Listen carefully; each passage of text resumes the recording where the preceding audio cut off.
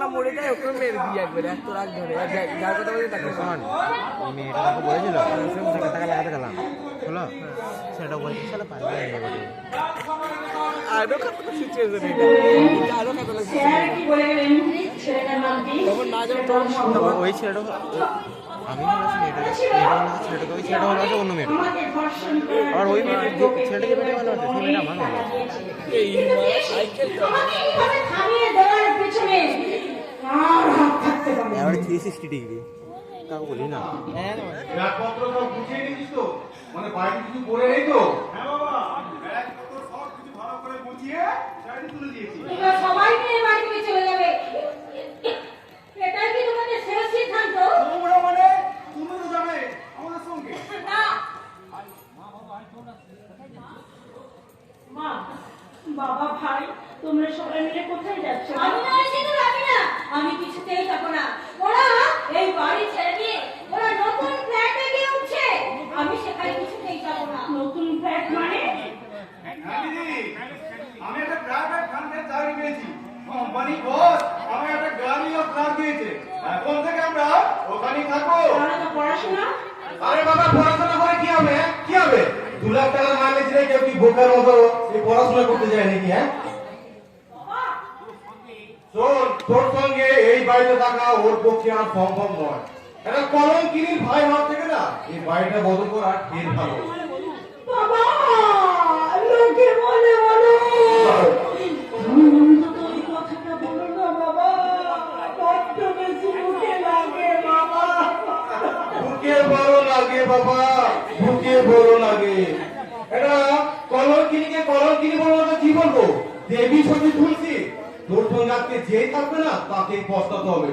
পস্তাতে হলে সেই পস্তাবে যে হাতে কিং সাইজের সিগারেট পেয়ে বিড়ির স্বাদটা ভুলে গেছে। আগে না বললেও আজ বলতে আমি বাধ্য হচ্ছি বাবা। আমি যখন মাধ্যমিক পরীক্ষা দিই তখন তোমার ক্লাস নেওয়া বন্ধ হয়ে যায়। সেদিন থেকে এই সংসারটাকে আমি বুকে আটকে রেখেছি বাবা। তোমার হাতে বিড়ির দোকানটাও কিন্তু আমি জুগিয়েছিলাম বাবা। এই কথাটা এত সহজে তুমি কি করে ভুলে গেলে বাবা? ওরে অসিনু, এ সমাজে এখন সবাই স্বার্থপর। এটা তো দিতে পারে না হঠাৎ করে ভাই রে, তুই কি করে ভুলে গেলি সব কথা? মা আর আমি দিনের পর দিন উপোস করে থেকেছি, কিন্তু তোকে কোনোদিন কোনো কষ্ট পেতে দিইনি রে ভাই। তুই যখন যা চেয়েছিস তাই দিয়েছি, একটা দিনে তোকে বুঝতে দিইনি কষ্ট কি জিনিস। আর আজ যখন আমার জীবনে চরম দুর্দিন, তখন তোরা সবাই মিলে আমাকে ফেলে এখান থেকে চলে যাচ্ছিস ভাই। একটি বড় ভাবলি না তোর এই দিদিটা একা একা কি করে থাকবে, তোর এই দিদিটা একা একা কি করে বাঁচবে? আরে বাবা! বাহ ভাই বাহ, আমার ভালোবাসার যথার্থ মূল্যই তুই দিয়েছিস রে ভাই। আরে বাবা, তোকে একা থাকতে কে বলেছে? তোর যা বয়স আর তোর যা চেহারা, এই গ্রামের ছেলেগুলো সব ঘুর করছে। আসল একটা ধর্ষিতা মেয়ে হয় না, কোন ডাক্তার বা ইঞ্জিনিয়ার পাত্রের কথা ভাববি না। কোন একটা কান্না করে গেলে বিয়ে করে এই বাড়িতে থেকে যাও, নাম রাত এই বাড়িটা বদল করে অন্য ফ্ল্যাটের জন্য হয় না। আমার বাড়ি বদল করার কথা না বলে নিজের চরিত্রটাকে বদল করো বাবা। তা না হলে দেখবে আমাদের সন্তান না তোমার মতো বাবার অবস্থা সন্তান হয়ে এই পৃথিবীর আলো দেখতে চাইছে না। স্টুডেন্ট হয়ে ওই সূর্যের আলো দেখতে চাইছে। একটা সময় আমার হাতে এনে দিদি, আমার হাতে বিদেশি ঘড়ি, ইনোভা গাড়ি,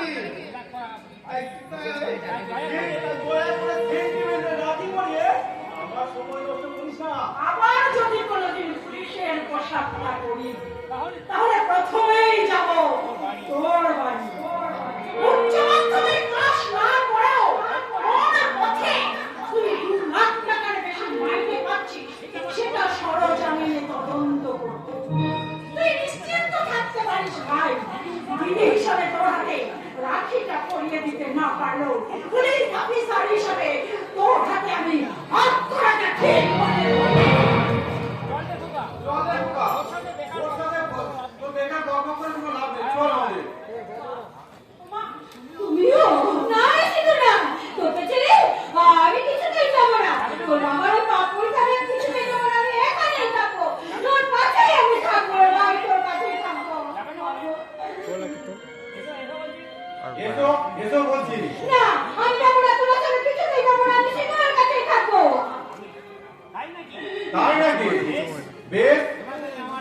আজকে আমার একটা কথা তুমি কান খুলে শুনে রাখো।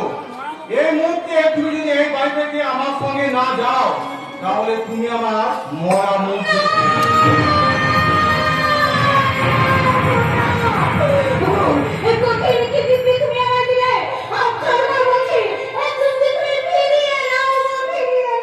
আজকে দেখি তোমার কাছে কে সবচেয়ে বেশি আগে, তোমার এই সব মেয়ে সিঁদুর না তোমার এই সিঁথি সিঁদুর।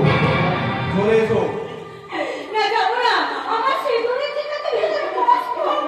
চলে এসো সোনাদা।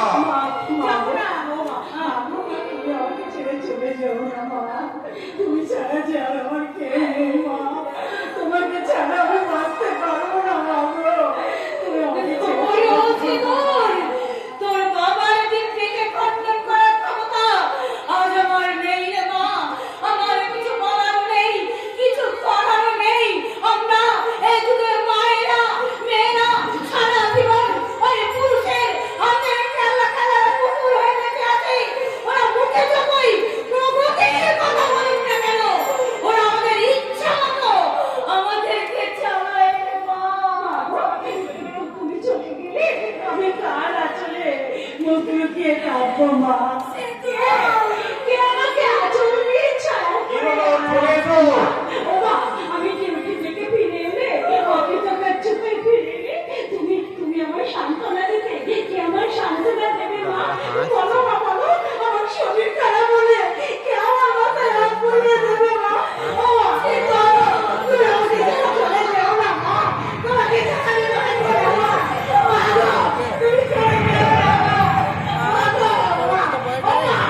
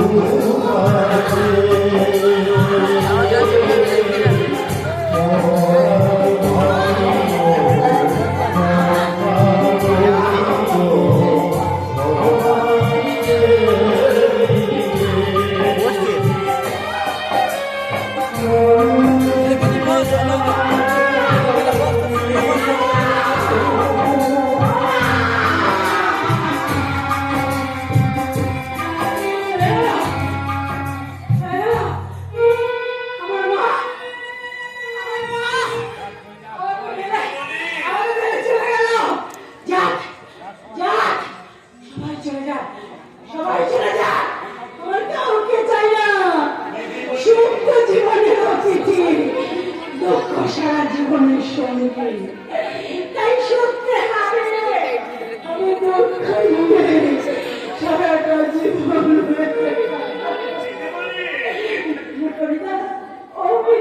জানো সবাই চলে গেল গো, আমাকে ছেড়ে সবাই চলে গেল। যাও তুমি চলে যাও, তুমি চলে যাও, তুমি চলে যাও। আমি কাউকে চাই না, আমার কাউকে চাই না। তুমি কাঁদছো, কেঁদো না দিদিমণি, কেঁদো না। তুমি যার জন্য কাঁদছো, যাদের জন্য তুমি চোখের জল ফেলছো, তারা তোমার চোখের জলের মূল্য দেবে না দিদিমণি। ঠিক বলেছ, ঠিক বলেছ হরিদা, তুমি ঠিক বলেছ। আর আমি কাঁদবো না হরিদা, আর আমি কাঁদবো না। এবার শুধু আমি হাসবো, শুধু হাসবো।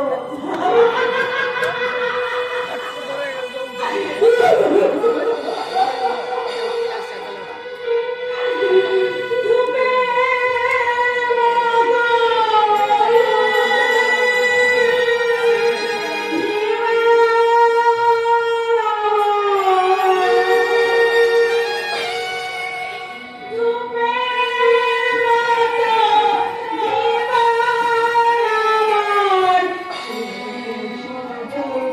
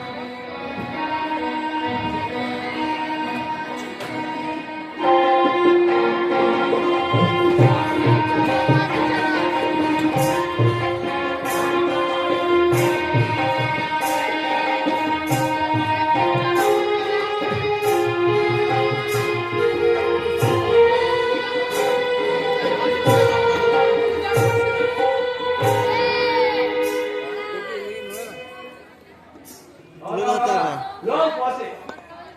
তুলে ধরতে হবে এটা। Your Honor, আসামি শঙ্কর, কোনো পদবি নেই। গত 12 বৈশাখ ঠান্ডা মাথায় সুস্থ মস্তিষ্কে সিধু চৌধুরী আশীর্বাদের দিন সিধু চৌধুরী বাড়িতে ঢুকে সিধু চৌধুরীকে চিরকাহানি ও ধর্ষণ করে। তাই মহামান্য বিচারপতির কাছে আমার আবেদন, মিস্টার কাছে আপনার কিছু বলার আছে? Yes, my lord.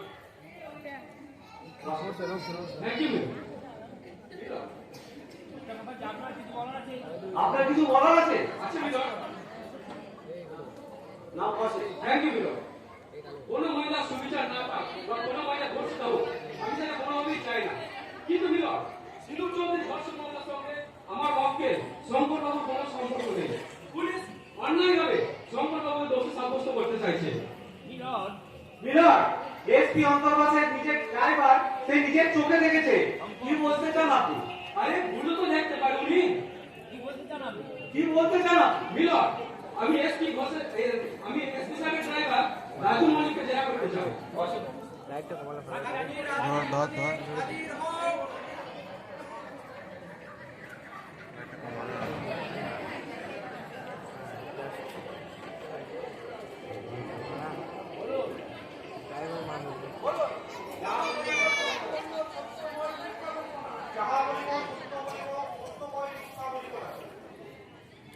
আচ্ছা রাজু বাবু, ভালো করে দেখে বলুন তো, সিঁদুর চৌধুরী বাড়ির পাঁচিলটাকে যাকে পালাতে দেখেছিলেন, উনি কি সেই ব্যক্তি?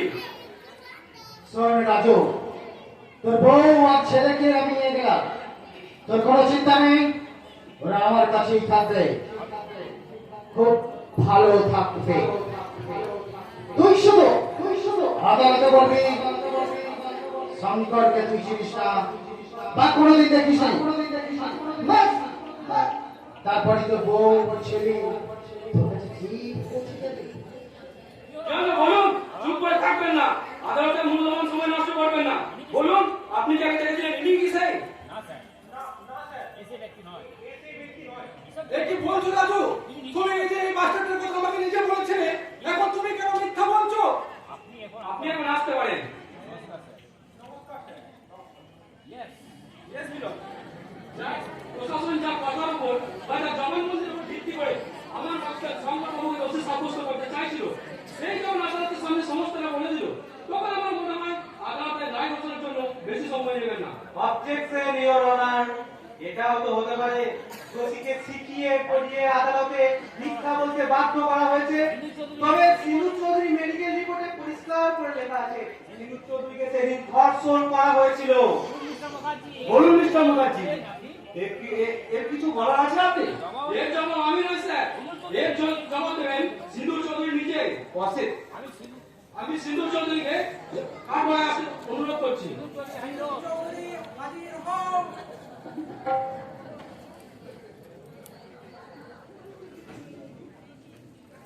দেখুন ম্যাডাম, আমি জানি আপনার একটা সম্মান আছে, কিন্তু কি করবো বলুন, আমার মক্কেল সম্পর্কে নির্দোষ প্রমাণ করতে হবে। তাই একটা কথা আপনাকে বলতে বাধ্য হচ্ছি, কতদিন ধরে করছেন এই ব্যবসা? সত্যি কি বলছেন? বলতে চাইছি, পুলিশের চাকরি করে মাইনে হিসেবে যে টাকাটা পান, তাতে সন্তুষ্ট থাকতে না পেরে দিনের পর দিন আপনি করে চলেছেন দেহ ব্যবসা। আপনি চুপ করুন। আপনার কথাগুলো আমার কানে কাটার মতো দিচ্ছে। হে ঈশ্বর, তুমি আমাকে কোন পাপের শাস্তি দিচ্ছ? তোমার মৃত্যু দাও। শান্ত হও সিন্ধু, শান্ত হও, এত ভেঙে পড়ো না। চোর ধরা পড়লে এইভাবেই ভেঙে পড়ে এসপি সাহেব। আপনি যা বললেন তার কিছু প্রমাণ দিতে পারবেন আপনি? Yes, my lord, আমি জানতাম আদালত আমার কাছে প্রমাণ চাইবে, তাই সাক্ষী আমি সঙ্গে করে এনেছি। Yes, my lord, নাম গোবিন্দ আগরওয়াল, পেশা সুদের কারবার, দু হাতে টাকা উপার্জন করে, তাই মাঝে মাঝে সিধু চৌধুরীর সঙ্গে সাক্ষীদের কাঠগড়ায় আসার অনুরোধ করছি।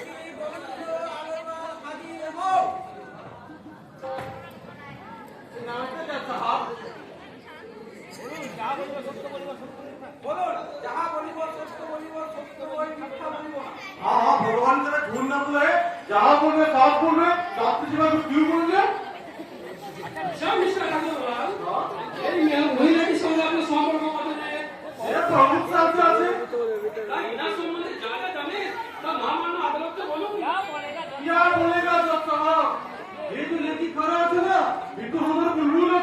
देखा तुम को दो पिया पिया खिला করেছে দেখিয়ে যাচ্ছা কে বহুত লালচি আলাদা আছে আমি কি কতবার বলেছি দেখ পিয়ারে তো আমার বন্ধা আমি তোকে বাংলা দিবে গাড়ি দিবে रुपया भी दिবে लेकिन ये लालची औरत 2 पैसा के लिए अगर नया कस्टमर मिलेगा ना तो सारी भाग जाती আপনি কেন কেন এত মিথ্যা কথা বলছেন?